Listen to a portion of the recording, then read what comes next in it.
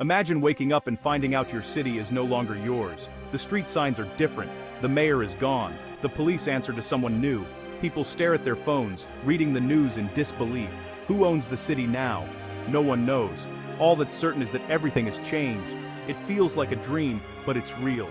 One morning, the people of Glen Rock City woke up to find their homes stolen. Their city hall had a new flag. Their shops, schools, even their parks, now belonged to someone else. It happened so fast, the residents barely had time to understand. Confusion turned into fear. Parents hurried their children home. Shopkeepers locked their doors. The city, once peaceful, was filled with whispers and worry. How could this happen? Who would steal an entire city? No one could believe it. A whole city, gone overnight. The world watched as Glen Rock City became the center of a mystery like no other.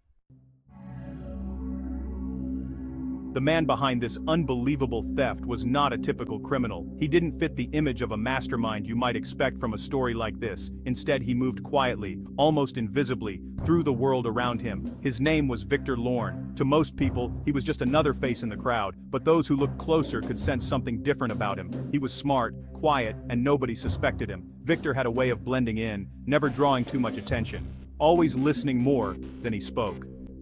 Victor grew up in Glen Rock City, a place where everyone seemed to know everyone else. He learned early how to move unnoticed, how to watch and wait. He knew its secrets and its weaknesses. Victor was not poor. In fact, he was comfortable, even privileged compared to many. He worked as a lawyer and lived in a nice house. His life looked perfect from the outside. Successful career, respected in the community. But he always wanted more. There was a hunger inside him, a restless ambition that never seemed satisfied. He watched the city grow, and somewhere deep inside him, he felt he deserved to own it. Not just a part of it, the whole thing. The city's progress only fueled his desire. People in Glen Rock saw Victor as a normal man.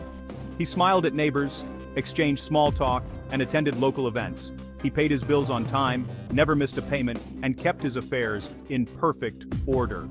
Yet, behind that smile was a mind always thinking, always planning.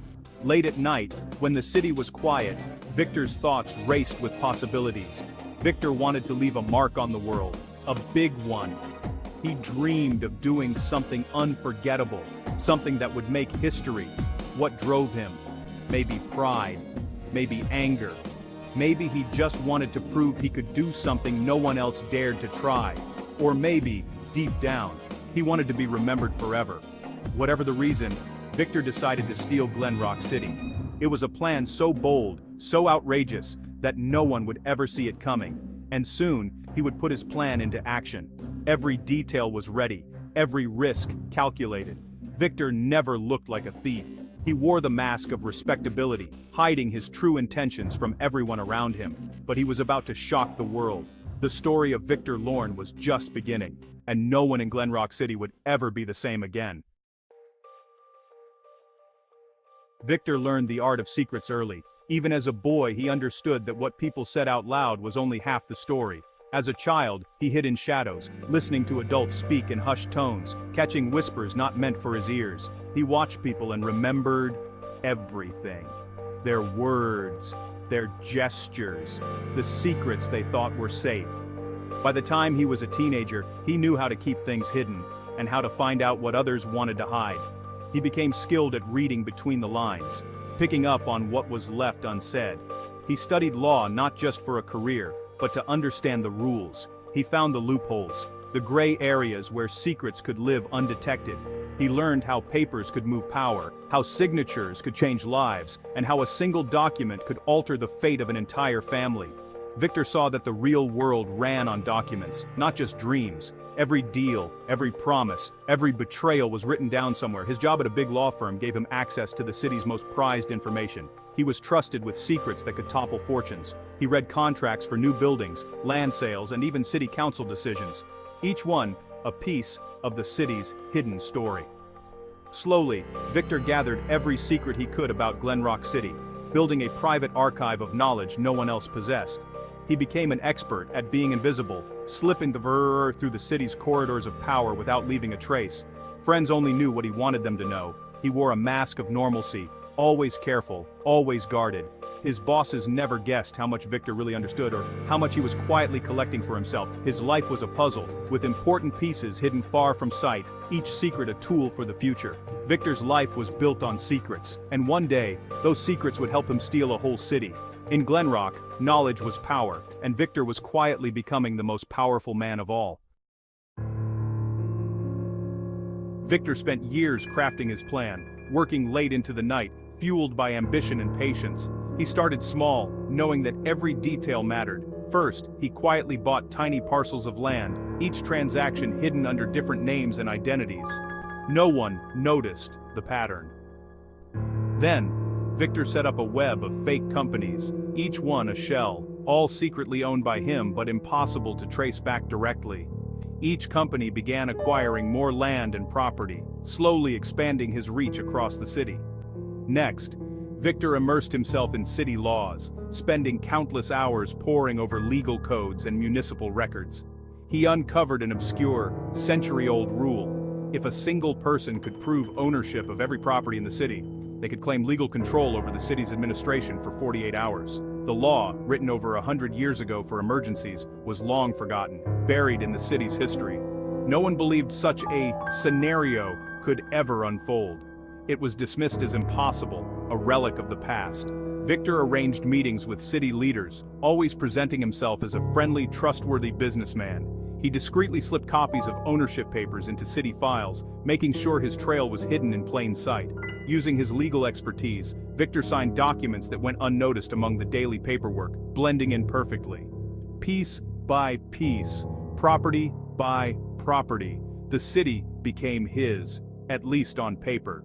Every deed, every signature brought him closer. When the moment was right, Victor made his move, timing everything down to the last second. He filed all his documents at once during a late-night court session, ensuring no one would interfere. By sunrise, Glenrock City legally belonged to him. The city awoke, unaware of the silent takeover. There were no alarms, no police chases, just paperwork, signatures, and a flawless execution. It was the perfect crime, invisible and bloodless, carried out in the shadows of bureaucracy. Victor didn't need a mask or a weapon. His tools were intelligence, patience, and the law itself. With a smile and a stack of legal papers, Victor had done the impossible. He used his mind, and the law, to steal Glenrock City. It was a quiet night in Glenrock City. Most people were asleep. Victor sat in his office watching the clock. He had all the documents ready. He had waited years for this moment. At midnight, Victor drove to the old courthouse. He knew the night clerk. He handed over a thick stack of papers. The clerk checked the signatures. The rules were clear. The law was old, but still real. With a stamp and a signature, Glenrock City changed hands. By dawn, the city's website showed Victor as the new owner. The city council was notified. The police chief received a call. It was official. On paper, Glenrock City was no longer owned by its people. It belonged to Victor Lorne.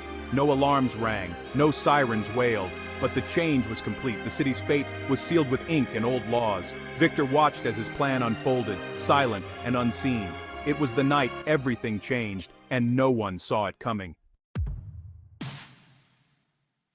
When the news broke, people rushed outside. Neighbors shouted to each other in shock. Some ran to City Hall, hoping it was a mistake. Others called the police, but the police had no answers. It was all legal. Victor owned everything. The mayor tried to hold a meeting, but her office was locked. Teachers wondered if they still had jobs. Shop owners didn't know if they could open their doors. Fear spread quickly. Some people packed their things to leave the city. Rumors grew. People whispered about Victor. Why did he do it? What would he do next? The city's leaders felt helpless. They met in secret, searching for a way to take back control. But the law was clear, and Victor's paperwork was perfect. The city's normal life stopped. Schools closed. Buses stopped running. The news was all about Victor and his stolen city. TV cameras and reporters filled the streets. The whole country watched as Glenrock City struggled to recover. No one knew what would happen next. The city had been stolen, and panic was everywhere. With the city in chaos, Victor knew he had to leave. His plan was not just about stealing the city, but escaping with his secret still safe. He moved quietly, leaving his house at dawn. He wore a hat and sunglasses. No one recognized him. Victor left Glenrock by train, not by car. He blended in with other travelers, carrying only a small bag. He had already moved his money overseas. By the time anyone noticed he was gone, Victor was far away.